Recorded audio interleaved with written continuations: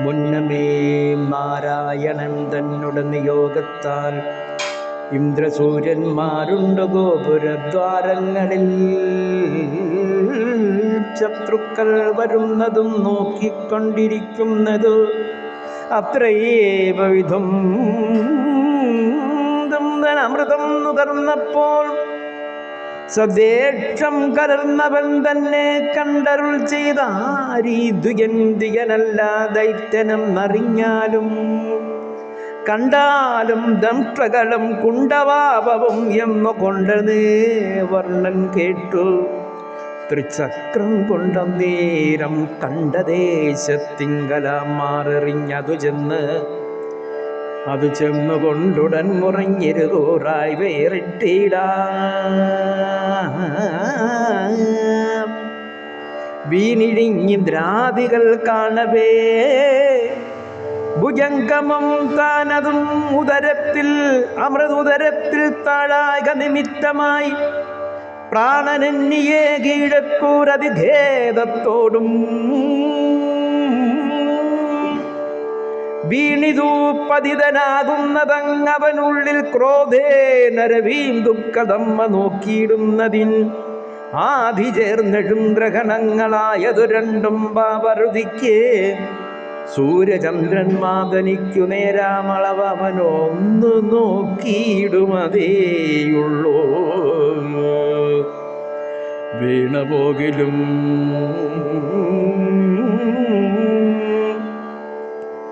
വീണപോകിലും ദിഷ്ടപാപം വേർപെടാ നിജ പ്രാണൻ പോവോളമെന്നു വന്നിരിക്കുന്നു നൂനം പോകവയെല്ലാം ദേവേന്ദ്രാദികൾ അമൃതമങ്ങാകുലമൊഴിഞ്ഞു സേവിച്ചുകൊണ്ട് എല്ലാവരും കേവലം ജരാമരാദ്യാമയങ്ങളും ഒഴിഞ്ഞാവോളം വിളങ്ങിനാൻ ആശുദക്ഷണാന്തരാൽ.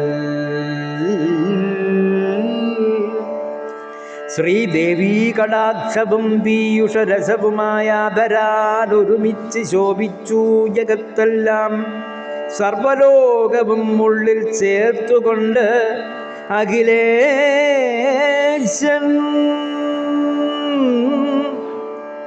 സർവലോകവും ഉള്ളിൽ ചേർത്തുകൊണ്ട് അഖിലേശൻ സർവദാ പുറത്തിങ്ങു കാട്ടിയും മടക്കിയും സർവകാരിണി മനസ്സൗഖ്യ സൗജന്യയുധം സർവകാലവും സൃഷ്ടി സ്ഥിതി സംഹാരാദികൾ സർവലീലകൾക്കനേകാത്മകൻ ഒന്നായി സർവോപദ്രവങ്ങളും തീർത്ത് കാത്തു ഏവം നിന്നു സർവകൻ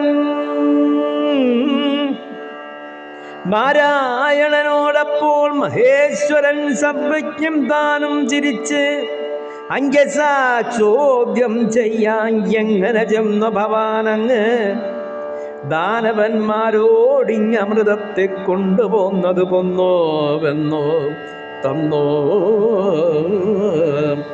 മറ്റൊരു ജാതി ചേർന്നോ വൈകാതെ പോന്നോ നിന്നുടെ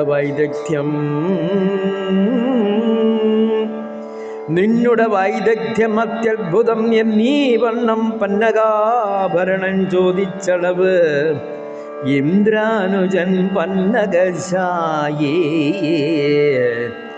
പരമാർത്ഥം താൻ